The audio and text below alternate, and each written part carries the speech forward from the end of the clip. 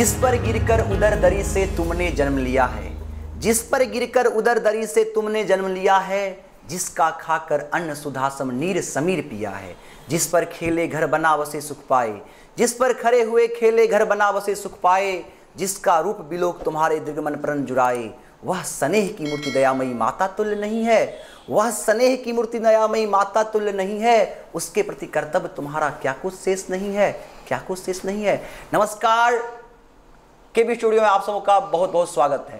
कहता बेगूसराय बढ़ता बेगूसराय के इस खास कार्यक्रम में मैं गौरव कुमार पाठक आज आप सबों को एक ऐसे किसान से मिलवाने जा रहा हूं जिन्होंने धरती की सेवा के बाद अब राष्ट्र की सेवा करने का जो उनका एक परिकल्पना है, राजनीति के द्वारा उसे साकार रूप देने के लिए आज हमारे सामने हैं। और वह जवान किसान मोर्चा बेगूसराय जिला के अध्यक्ष भी हैं और बछवाड़ा विधानसभा से आने वाले समय में वो जो है उस संगठन से प्रत्याशी भी होंगे। तो हम स्वागत करते हैं गौतम झा जी का।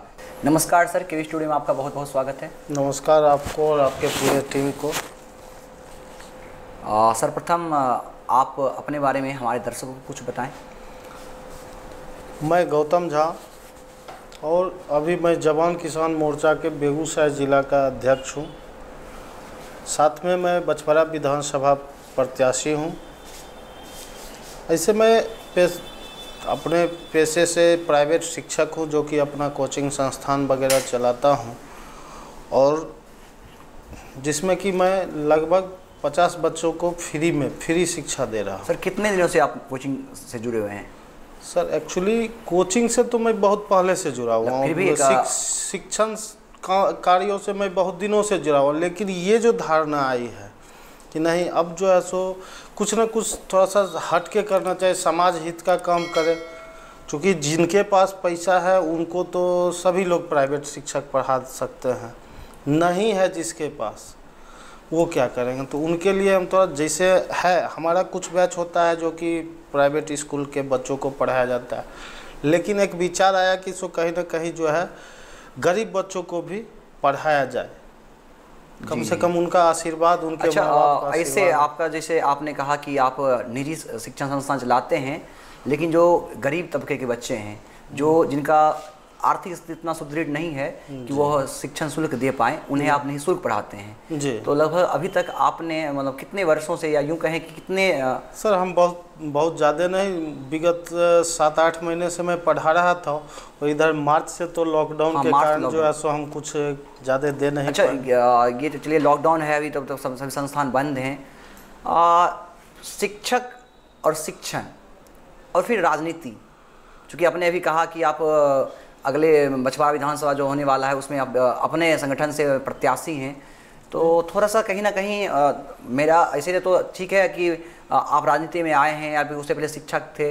शिक्षक से राजनीतिक के जो सफ़र की शुरुआत करने की प्रेरणा कहाँ से मिली? सर, क्योंकि शिक्षक को राष्ट्र निर्माता, हाँ, शिक्षक निर्माता है, हाँ निश्चित निर्माता हैं, तो कहीं ना कहीं ऐसा लग रहा था मुझे कि चूँकि जो अभी राजनीति है, राजनीति का माहौल जो है, हम बिहारियों को कहीं ना कहीं एक शब्द दे दिया, गंदी राजनीति का इसको एक शब्द मिल गया, जो कि वहाँ पर अगर अब हम लोगों को आगे आए, ये हमको एक अंदर से आवाज़ आए कि नहीं, अब राजनीति में कूद के और अब जो है सो इसके लिए कुछ किया। किसी से तो प्रेरणा मिली होगी ना कहीं, जिस राजनीति में आने की आपने एक जो इच्छा है आपकी, आप आए, लेकिन कहीं से प्रेरित हुए होंगे, तो किन से प्रेरित होकर आप राजनीति में आए हैं? जैसे सर, मेरा अभी अक्सर यह है कि मतलब जो भी हैं, कि अभी जो हम जिनको देख रहे हैं, अभी जो फौजी हैं, हम देश के जो जवान हैं, देश के जो जवान हैं, वो जवान के नाम पे सभी तो राजनीति कर लेते हैं, लेकिन अभी जो कमांडिंग ऑफिसर थे 26/11 के, कमांडो राकेश रंजन जी, जब उनसे हमारी मुलाकात हुई, उनमें एक राष्ट्र प्रेम, जो कि राष्ट्रभक्ति करके आकर अब समाज के लिए कुछ कर रहे हैं, तो जब हमने उनसे मिला तो एक अजीब सा एक आवाज़ आया कि अब जब वो कर सकते हैं तो फिर हम क्यों? राकेश रंजन जी जी। अच्छा, राकेश रंजन जी के बारे में हमारे दर्शकों को कुछ बताएं। जी, राकेश रंजन जी, कमांडो राकेश रंजन जी, वो अभी जवान किसान मोर्चा के प्रदेश अध्यक्ष हैं, जो कि इससे पहले मतलब एक्स आर्मी मैन है, एक्स का वो जो भी हैं, मतलब कमांडो से, इसलिए सेना में कमांडो के पद पे थे वो। जी, कमांडो के पद पे थे। और उनसे जब एक कहानी सुना कि एकाएक सोए हुए थे और एकाएक आया कि 26/11 का घटना है, उसमें ताज में जो हमला हुआ था, हाँ, और 26/11 का वह घटना जिसने संपूर्ण भारत को हिला के रख दिया, हमारी अस्मिता पर, हमारे पड़ोसी मुल्क के द्वारा, जो हमारे शत्रु देश हैं उसके द्वारा एक प्रहार किया गया।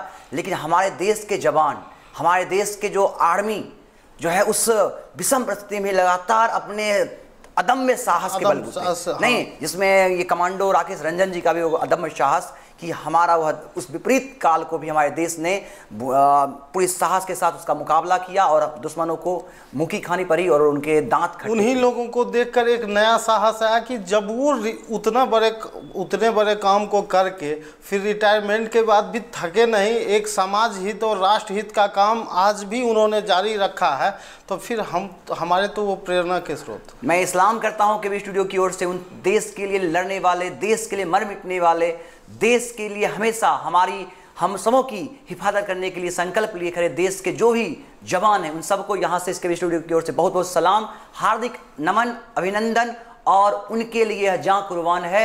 आप हमारे देश के सच्चे हीरो हैं। और कमांडो राकेश रंजन की बहुत बहुत धन्यवाद कि उन्होंने जो हमारे देश के लिए जो उनकी सेवा, अब वो राजनीति में इसकी सेवा की शुरुआत कर रहे हैं, तो निश्चित रूप से हम चाहेंगे उनको बहुत शुभकामनाएं इस स्टूडियो की ओर से कि निश्चित रूप से जिस तरह से उन्होंने सेना में कार्यरत रहकर देश की हिफाजत की, अब वो राजनीति में मुकाम पाएं और एक सुंदर समाज के निर्माण में उनका योगदान हो, ऐसी शुभकामना भी। आपकी पार्टी, चूँकि बहुत सारी पार्टियां हैं देश में, बहुत सारी पार्टियां हैं, समय समय पर पार्टियों की संख्या बढ़ती जा रही है, राजनीतिक पार्टियां, क्षेत्रीय पार्टियां, हर पार्टी कुछ ना कुछ नए नए जो है वादे करती है, कुछ लुभावने वादे होते हैं जो जनता को प्रोत्साहित करता है, जनता को अपनी ओर खींचता है, आकर्षित करता है। आप एक नई पार्टी के साथ राजनीति में आ रहे हैं, जवान किसान मोर्चा करके आपकी संगठन का नाम है, तो आपकी पार्टी का चुनावी मुद्दा क्या होगा, क्या किस एजेंडे के साथ चुनाव में आप आ रहे हैं? क्योंकि जब हम लोगों ने इकट्ठा हुआ तो जवान और किसान, यही दो पे हर पॉलिटिकल पार्टी इसी दोनों पे राजनीति खेलती है, और झेलना भी, दर्द भी झेलना इन्हीं दोनों को पड़ता है, दर्द भी झेलना इन्हीं दोनों को है। जवान और किसान इसी पे राजनीति खेलते हैं और इसी पे जो है सो मतलब दर्द भी है, दर्द वही बर्दाश्त, मतलब दर्द, आपकी दर्द को वही समझ सकता है जो दर्द को झेल रहा है। और इसीलिए जो है सो आज जवान और किसान को जो है डायरेक्ट पॉलिटिक्स में उतरने की ज़रूरत पड़ गई। दूसरी बात, आपने क्वेश्चन पूछा हमसे, जो मेरा चुनावी मुद्दा क्या है। आज सबसे बड़ी बात है कि अपने बिहार में बेरोजगारी सबसे चरम सीमा पर है, संपूर्ण भारत में कह सकते हैं हम। हाँ, लेकिन अभी हम लड़ाई तो बिहार की लड़ रहे हैं। और बिहार में सबसे बड़ी प्रॉब्लम हो गई है कि पलायन की स्थिति। जी, जो कि बाहर चलते हैं तो अब एक बिहारी शब्द आता था पहले, जिससे कि घृणा होता था कि बिहारी हमको बोल दिया, क्योंकि बिहारी शब्द वो इस तरीके से नहीं बोलते थे, आप बिहारी आ गया, बिहारी है, दोनों में अंतर हो जाता था। अब उसको एक नया शब्द आ गया जो अभी लॉकडाउन में सुनने को मिला, प्रवासी। क्यों? क्योंकि हमारे जो भी आए पॉलिटिकल में, जो भी आए पॉलिटिक्स में, एक राजनीति के जो अपने ही बिहार के मजदूर को बाहर का कर दिया गया, बेगाना कर दिया, प्रवासी कर दिया गया। क्यों? क्योंकि हमारे जितने भी कल कारखाने हैं वो सभी, एक समय समस्तीपुर का जो आपका शुगर मिल हुआ करता था, वो एशिया का टॉप शुगर मिल हुआ करता था।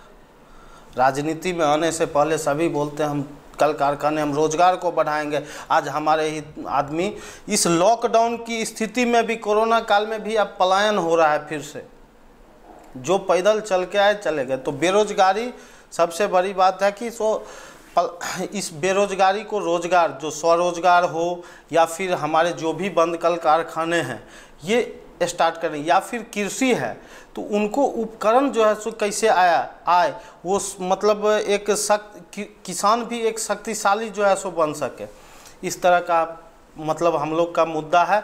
दूसरा मुद्दा है जो आप स्वरोजगार के साथ साथ अभी जो है हम लोगों ने जवान किसान मोर्चा के जो संगठन महामंत्री हैं विकास चंद्र उर्फ गुड्डू बाबा, वो लगभग 22 साल अपने जीवन का जो है समाज सेवा में गुजार दिए जी, लेकिन उनको प्लेटफॉर्म नहीं था और लड़ रहे हैं। आज तक उनके पास अपना घर नहीं है।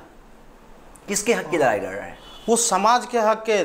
आज जो पूरे भारत में या बिहार में आपको सब इलेक्ट्रिक शवदाहगिरी है जी, जो कि लावारिस लाशों को उठा के फेंक दिया जाता था, आज वो उनका देन है। गंगा भी गंदी होती थी, आज है। यानी जो लाश यूं ऐसे पड़ी हुई थी उसका अंतिम संस्कार नहीं हो पाता था, तो वो जो जिनका आपने नाम लिया गुड्डू जी, तो उन्होंने उनके बारे में सोचा कि उसका एक अंतिम संस्कार हो। जी, अंतिम संस्कार हो। और सरकार भी पहले जैसे पैसा देती थी कि सो आप इस लाश को जला दीजिए, 3000 रुपया मिलता था। अब क्या था कि सो कई मतलब थाना जो है सो कराया कि सो 3000 में हो नहीं पाता है, वो उठाएंगे लाश को, उठाएंगे फिर कहीं ना कहीं आपस में एक फेंका फेंकी की स्थिति बनी। हाँ, फेंका फेंकी। लास्टली ये होता था उसको गंगा में प्रवाहित। हमारा जो गंगा नदी है जो गंदी हो रही थी, तो गुड्डू बाबा को एक मतलब अंदर से हुआ कि सो नहीं, इसका जो है सो उचित, जो इसका उचित है जिस तरह से संस्कार होना चाहिए हो जाए। हाँ, तो वो जो है हाई कोर्ट में लड़के PLI दाखिल करके फिर जो है सो एक शवदाहगिरी का जो है निर्माण करवाने का सरकार से मतलब हाई कोर्ट से परमिशन हुआ, तब पूरे बिहार में अभी है। इसी तरह अभी उन्होंने, आपने पूछा मुद्दा क्या है, 87 गौशाला जिसको बिहार सरकार ने बंद कर रखा है, माफियाओं ने उस पर राज कर लिया है। अगर वो 87 गौशाला को चालू कर दिया जाता है तो अप्रॉक्स 300 से 400 रोजगार बढ़ेंगे एक गौशाला पे। और हम बिहार जो है पूरे भारत का सबसे बड़ा दुग्ध उत्पादक राज्य बना। अच्छा, आपको नहीं लगता कि इन जो ये जिस गौशाला की बात आप कर रहे हैं, कहीं ना कहीं सरकार या जो भी दल, जितने भी जो भी दल हैं, जितनी भी पार्टियां हैं, उनके आकर्षण का ये मुद्दा नहीं है? मुद्दा नहीं है, लेकिन इसीलिए तो मुद्दा हम लोग गुड्डू बाबा ने इस पर किया है और काम कर रहे हैं। हम लोग केस कर रहे हैं और अब खाली करवाया जा रहा है, खाली करवाया जा रहा है। पार्टी उस पर ध्यान नहीं दे रही है, तभी तो आज एक जवान और एक किसान। अच्छा, अभी तक जैसे आपने कहा कि आपके संगठन ने अभी तक कितने गौशालाएं जो बंद पड़ी हुई हैं उनकी, वो अभी हमारा केस चल रहा है। अच्छा, आप इस हक की लड़ाई अदालत से लड़ रहे हैं? लड़ रहे हैं। आगे और भी क्या प्लान है आपका युवा और किसान के लिए? युवाओं के लिए मतलब स्वरोजगार को बढ़ावा देना, स्वरोजगार को बढ़ावा देना, कृषि क्षेत्र में बढ़ावा देना, और जो भी मतलब कल कारखाने हैं इनको जो है सो बढ़ावा देकर इनको खुलवाकर मतलब बिहार में रोजगार की स्थिति को बनाना। और इसी का मुहिम जो है चला रहे हैं, जो कि बिहारी प्रवासी न बन सके। अच्छा, बिहार के लोगों को बिहार में रखने के लिए, यहाँ के लोगों को बिहार में एक काम मिल जाए, यहाँ के युवा बेरोजगार ना हो, ये आपका मोटो है जी। इसके लिए आप आंदोलनरत हैं। लेकिन मैं आपसे ये जानना चाहूँगा, तो ये तो चुनावी बातें हो गई, या यूँ कहें कि व्यवहार, जो ये बात हुई कागज़ के ऊपर हो गई बात, व्यवहार में इसे कैसे लाया जाए? कैसे हम बिहार के लोगों को बिहार में रोजगार दे पाएंगे? कैसे हम यहाँ के युवाओं को बिहार में ही उनको रोजगार होगा, उनका स्वरोजगार होगा, वो कैसे आत्मनिर्भर बनेंगे? इसमें आप क्या सोचें, इसके लिए आपका क्या प्लान है? अगर हम जो भी हमारे कल कारखाने हैं, जो कि जैसे आपका जूट मिल हुआ करता था, जी बंद हैं कटिहार के, आपका शुगर मिल 21 शुगर मिल था जी, जो बंद पड़े हैं। अगर इस तरह जो है सो इन लोगों को अगर हम चालू करवा दें, या फिर अभी जो हमने आपको कहा कि अगर एक गौशाला को चालू करवाया जाता है तो 300 से 400 वर्कर को काम मिलेगा। उसके बाद है कि स्वरोजगार हम लोग जो है सो कुटीर उद्योग, लघु उद्योग जो भी हैं, युवा अपने घर में करें, अपने मतलब प्रदेश में करें, प्रदेश भी ऊपर उठेगा, युवा भी रोजगार मिलेंगे। अच्छा, आपसे मैं ये जानना चाहूँगा कि जो युवा को बहुत सारी, जैसे आपने कहा ना कि कुटीर उद्योग, लघु उद्योग, कहीं ना कहीं शिक्षा, जो उन्हें शिक्षा दी जा रही है, वो उनको परंपरागत शिक्षा मिल रही है, उनको व्यावसायिक शिक्षा यूँ कहें कि जो स्किल डेवलपमेंट है उसकी ओर कहीं ना कहीं उनका ध्यान नहीं दिया सबसे बड़ी बात है तो देखिए, आप भी बचपन से पढ़े, हम भी पढ़े। एक मैंने इसलिए पूछा क्योंकि आप शिक्षक हमारे जो हैं, हमारी पार्टी जो है, इसका पहला उद्देश्य है शिक्षा का जो स्तर अपने बिहार में गिरते जा रहा है और दिन प्रतिदिन गिरते जा रहा है। और हम लोग के समय में भी याद कीजिए, जो इंग्लिश का महत्व ही खत्म था जब हम 10th में जाते थे। आज भी शायद उसका मार्क्स नहीं ऐड होता। 10th बोर्ड एग्जाम जब देंगे वहाँ आज भी ऐड नहीं होता।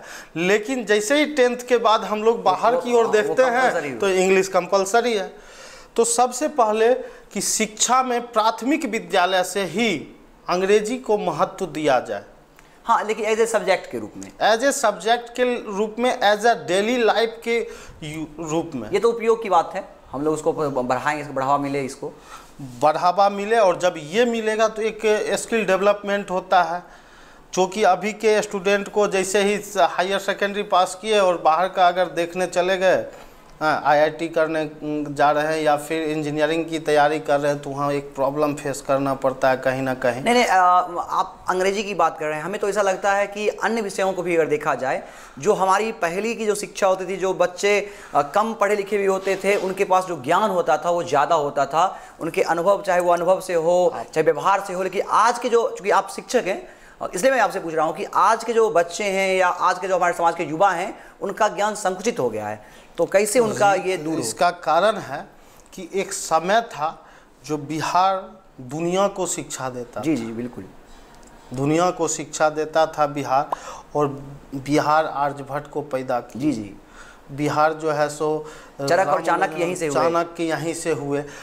और सबसे बड़ी बात है कि सो हम उस प्रदेश के रहने वाले हैं जहाँ जो कि पूरे विश्व को शिक्षा प्रदान करते थे। और आज भारत का पहला राष्ट्रपति भी इसी बिहार की मिट्टी से, बिहार की मिट्टी से हुए। और आज दुर्भाग्य ये है कि आज हमको उच्चतर शिक्षा लेने के लिए कहीं और का रास्ता देखना पड़ता है। बहुत मतलब ये तो बात बहुत बड़ी बात कहेगी कि मैं बता दूं आपको कि यह वह बिहार है जहां नालंदा विश्वविद्यालय में विदेश से Mauritius, China, Indonesia, Sri Lanka, Thailand, Tibet, यहाँ के लोग पढ़ने के लिए यहाँ आते थे। और आज दुर्भाग्य है कि हम पढ़ने के लिए बाहर जा रहे हैं। तो कहीं ना कहीं प्रदेश को अब युवा बनाने की जरूरत है। युवा, इसलिए मैं युवा शब्द का यूज किया कि युवा बनाने की जरूरत है। युवा में संघर्ष करने की क्षमता होती है और कहीं पे भी वो करेजा अड़ा के संघर्ष को कर सकता है। उसपे जोश और जो है हम पूरा जुनून होता है, जुनून के साथ। अच्छा, राजनीति में जो वर्तमान परिदृश्य को देखा जा रहा है, लोकतंत्र को आप, चूँकि राजनीति में आप राजनीति में आना चाह रहे हैं, जो वर्तमान परिदृश्य है लोकतंत्र का, इसके संदर्भ में क्या कहना चाहेंगे? जो अभी की वर्तमान स्थिति है लोकतंत्र के संदर्भ में, कैसे सुंदर हमारा लोकतंत्र, जो हमारा भारत जो है दुनिया का सबसे बड़ा लोकतांत्रिक देश है, दुनिया का सबसे बड़ा लिखित संविधान हमारे पास है, इसका गौरव हमें है। तो और यूँ भी कहा जाए कि भारत संपूर्ण विश्व का पहला जो लोकतांत्रिक गणराज्य हुआ करता था वही इसी बिहार का लिच्छवी वैशाली गणराज्य। तो मेरा एक प्रश्न ये है आपका कि लोकतंत्र को सुदृढ़ करने के लिए आप क्या सोच रखते हैं? देखिए, सबसे बड़ी बात है लोकतंत्र को सुदृढ़ करने के लिए, मतलब हम आम जनता को जात पात धर्म से ऊपर उठकर अपने मत का प्रयोग करना पड़ेगा। और सुयोग्य व्यक्ति को अगर आप चुनते हैं, मैं ये नहीं कहता हूं कि आप हमारी पार्टी को चुनें, क्योंकि मेरी पार्टी विकल्प देने का काम किया है। आप सुयोग्य व्यक्ति, हम नहीं हो, कोई और तो हो सकता है, लेकिन सुयोग्य व्यक्ति को मतदान करें, ताकि वो आपके समाज का एक बेहतर समाज को बना सकता है। अच्छा, अब आपने स्वयं कहा शुरू में अपने परिचय में है कि इस बार आप बछवाड़ा विधानसभा से प्रत्याशी हैं, किसान, जो आपका जवान किसान मोर्चा उस संगठन की ओर से। तो विशेष कर चूँकि जिस विधानसभा के आप प्रत्याशी हैं, और निश्चित रूप से यह जो केवी स्टूडियो है हमारा कहता बेगूसराय बढ़ता बेगूसराय का एक मुहिम, एक मंच है जहाँ पर तमाम बेगूसराय ही नहीं संपूर्ण आसपास के जो ज़िले हैं वहाँ के दर्शक भी इसको देखते हैं। लेकिन विशेषकर बेगूसराय के बछवाड़ा विधानसभा के लिए, चूँकि आप वहाँ के होने वाले प्रत्याशी हैं, तो उसके विकास के लिए आपके मन में क्या, आपके जहन में क्या विचार चल रहे हैं? कौन सा मुद्दा आपका है जिसको लेकर आप? सबसे बड़ी बात तो हम आपको अपने बछवाड़ा से हो सकता है परिचित हों। हमारे बछवाड़ा विधानसभा का देन ये है कि अगर हमारे बछवाड़ा विधानसभा में मैट्रिकुलेशन करने के बाद बछवाड़ा का एकमात्र ऑप्शन है TI कॉलेज। दूसरा है कि अगर TI में गए तो वहाँ एडमिशन करवा के फिर आगे, चूँकि साधन नहीं है वहाँ छात्रों को जाने के लिए, दूसरा आपको फिर दलसिंहसराय जाइए। तो सबसे पहले तो शिक्षा जो बछवाड़ा में ही कॉलेज का कुछ ऐसा हो जहाँ की छात्र पहुँच सके क्लास लेने के लिए। ये नहीं कि एडमिशन करवा दिए फिर एग्जामिनेशन देने के लिए जाना है। जब क्लास वो नहीं करेंगे, जब क्लास नहीं करेंगे तो ज्ञान कहाँ से आएगा, और जब ज्ञान आप पढ़े ही नहीं तो एग्जाम में क्या लिखिएगा। तो नहीं, आप जो भी दूसरी बात है, आज बछवाड़ा जंक्शन, आप बछवाड़ा जंक्शन पे उतरते हैं, जंक्शन है जो कि 2 रूट को जोड़ रहा है। वहाँ पे बछवाड़ा के पास, बछवाड़ा रेलवे स्टेशन के पास ज़मीन भी है, बछवाड़ा के पास झमटिया जो तीर्थ स्थल के तौर पे आते हैं, लेकिन आज बछवाड़ा का वो विकास नहीं है जो विकास होना चाहिए। आप रात में उतरिए तो लाइट नहीं जलता है, आप रात में उतर रहे हैं, स्टेशन से बाहर निकल रहे हैं, ऑटो वाले जो मन में है सो भाड़ा ले रहे हैं। और रोड का स्थिति बछवाड़ा आप घूम के देख लीजिए, फिर कहने की कोई ज़रूरत नहीं है सड़क की क्या दुर्दशा है। और फिर हम खैर चलिए, जनता की जो समस्या है वो समस्या दूर हो, आप आगे राजनीति में पूरा सक्रिय रहें, शुभकामनाएं हमारे स्टूडियो की ओर से। किसान जिसको लेके हमेशा राजनीति होती रही है, लेकिन सच में अगर मैं यूँ कहूँ पुनः एक बार सबकी ओर से, अपने स्टूडियो की पूरी परिवार अपनी टीम की ओर से मैं कह रहा हूँ कि देश का जो सच्चा रखवाला है, एक अन्नदाता, जिसके अन्न को मैं ग्रहण करता हूँ, हम सभी ग्रहण करते हैं, और हमारे शरीर में जो रक्त प्रवाहित हो रहा है वो उसी किसान की मेहनत के प्रतिफल है। यूँ कहा जाए कि अगर धरती पर अभी भगवान है जी तो वो किसान है। हाँ, मैं दिनकर की एक पंक्ति दोहराना चाहूँगा, चूँकि आपने धरती के भगवान की बात कही, तो दिनकर ने लिखा था कि आरती लिए तो किसे ढूंढता मूर्ख, मंदिर राज प्रसादों तहखानों में, देवता कहीं गिट्टी तोड़ रहे, देवता कहीं गिट्टी तोड़ रहे, देवता मिलेंगे खेत और खलिहानों में। यानी खेत और खलिहान में काम करना जो किसान है, और देश की हिफाजत में जो दिन रात एक किए हुए देश के जवान हैं, वही इस देश के सच्चे भगवान हैं। और हम सब उनके लिए हमेशा हमारे दिल में, हम सबों के दिल में उनके प्रति श्रद्धा है, नमन है उनको। लेकिन आज भी हमारे देश के जो किसान हैं उनकी स्थिति किसी से छिपी हुई नहीं है। दूसरे का पेट भरने वाला, मैं आपको बताना चाहूँगा कि जो गुटखा या इस तरह के जो तंबाकू, इस तरह के जो उत्पादक हैं, जो उनके मालिक जो होते हैं धनाढ्य होते हैं, वो करोड़पति हैं, उनके बिना जिंदगी चल सकती है। हाँ। या जितने भी टेक्निकल जो भी तकनीकी है, जो हमारे जैसे आजकल देखा जा रहा है कि वोडाफोन या इस तरह से जो भी कंपनियां हैं, इस तरह के जो मालिक हैं, इनके मालिक भी धनाढ्य हैं, इनके बिना भी जिंदगी चल सकती है। इसके साथ ही नशा के जो हमारे शराब के प्रोडक्ट जो चाहे जो भी हो, जो भी कंपनी बनाती हैं, उनके मालिक भी धनाढ्य हैं। लेकिन जो अनाज उत्पादन करने वाला है, जिसके बिना कोई नहीं रह सकता, हम एक दिन भी जिंदा नहीं रह सकते, उनको उत्पादन करने वाला जो है किसान, आज उसकी स्थिति आज भी उसी तरह की है, दुर्दशा वाली है और संतोषजनक है, दयनीय है। हर मतलब आप चूंकि आप किसान मोर्चा संगठन से हैं, जवान किसान मोर्चा से, किसान का यह बदहाली, किसान की जो ये लाचारी है, ये कैसे दूर हो? मैं आपको सबसे पहले तो मैं बता चुका कि जितने भी राजनीतिक दल हैं, चूँकि मैं प्रथम बार और एक शिक्षक होकर तब मैं आया हूँ राजनीतिक, तो जितने भी राजनीतिक दल हैं वो 2 के ही माध्यम पे पूरा राजनीति किए हैं, और यही दोनों मार खाया है, जवान और किसान। तो मेरा यह प्रश्न है कि कैसे हो समस्या जो है उसको दूर कैसे किया जाए? मैं उस पर आ रहा हूँ।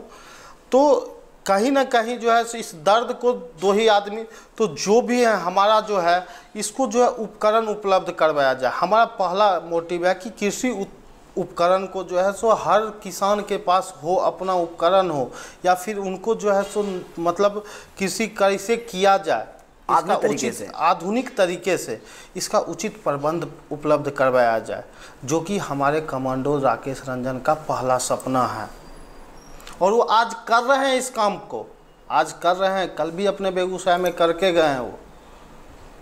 वो कहीं कहीं पे चौपाल लगा के और कृषि को उचित मतलब और एक ऐसा देखा जाता है जिसे आप यूं ले, जैसे आप एक पॉपकॉर्न बाजार में, अगर आप पॉपकॉर्न वही जिसको हम लोग देहाती भाषा में मकई का भुंजा कहते हैं, उसका कोई वैल्यू नहीं है, लेकिन उसको एक थोड़ा सा मसाला मार के उसको प्लास्टिक में कवर करके उसको जो बेचा जाता है, जो तो दिख रहा है वो पॉपकॉर्न के रूप में बिक रहा है, जिसकी अच्छी कीमत वसूली जाती है हम लोगों से।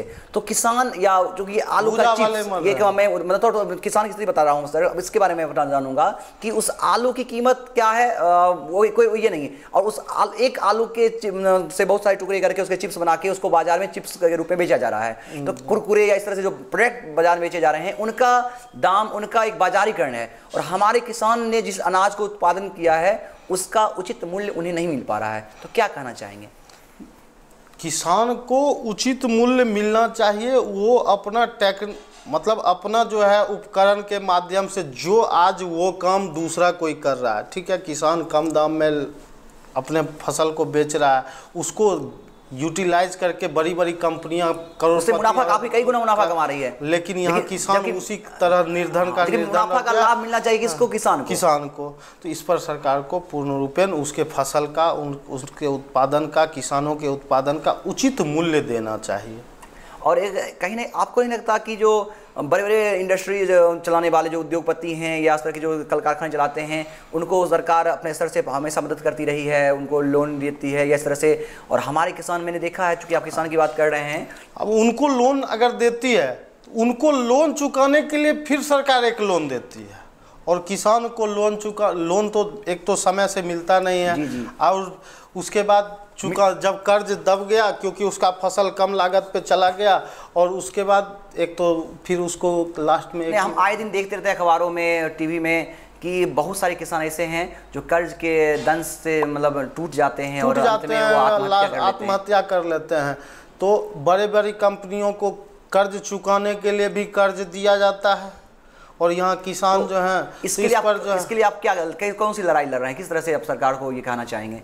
चूँकि हमारा तो एक ही बात है कि अगर किसान मेहनत कर रहा है तो उनको उचित मुहैया, उनको उचित मतलब मूल्य जो है सो सरकार दे, हाँ, ताकि वो जो है अपने मतलब ऐसा ना हो कि वो आत्महत्या करने पे मजबूर हो। सबसे पहले तो उस भगवान को बचाना हमारा दायित्व है, उसके बाद जो है सो कर्ज तो वो कमा के चुका दें।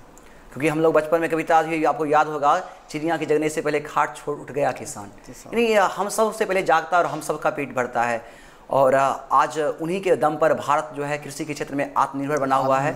अब दूसरा है कि जवान, जिसकी बात आपने की, हम सभी जानते हैं कि सच में, मैंने पहले ही कहा कि आज हमारे देश की सीमा, हमारे देश के सच्चे प्रहरी जो दिन रात जागते हैं, और हम आराम से अपने घर में चैन की नींद जागते हैं, तभी हम चैन की नींद सोते हैं, और लेकिन उन्हें उनके उस जो उनका एक सम्मान है हमारे दिल जहन में है। हम ऐसा नहीं करें कि उनके सम्मान है, लेकिन उनको जो एक हक मिलना चाहिए, आज भी कहीं ना कहीं उस हक से वो अछूते हैं। जैसे कि मैं बात करता हूं कि जो बहुत सारी, जैसे उनको घर बनाना है, उसकी उनको योजना, या इस तरह से जो कहते हैं कि उनको कहीं यात्रा करना है हवाई जहाज़ का या ट्रेन का, इस तरह से, तो उनके लिए उनको चार्ज देना पड़ता है, और कहीं ना कहीं इनके लिए उनको अलग से कहीं कोई छूट नहीं है या किसी प्रकार का अवसर नहीं है।